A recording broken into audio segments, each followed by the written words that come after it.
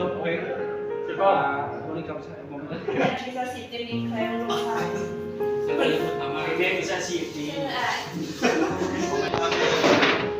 ครับเช็คเงินใหม่มาดี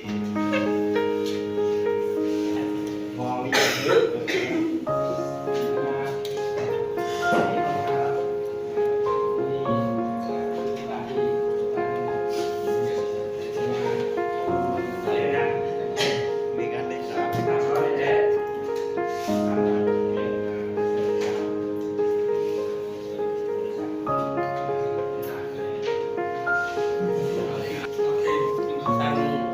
การสอนเขาที่บ้านห่วงกันอะไรเนาะ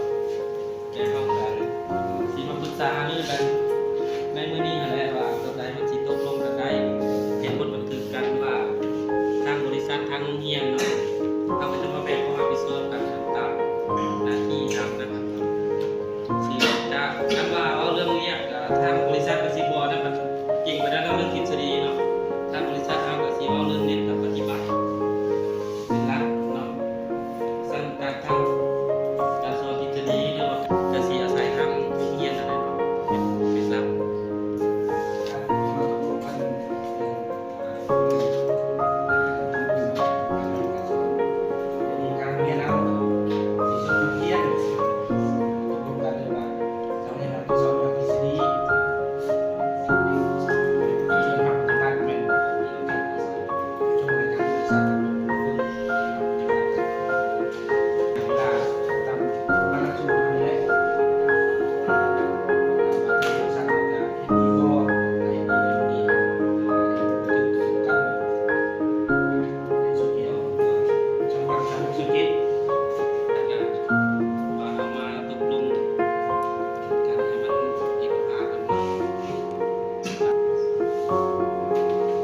เอกภาพ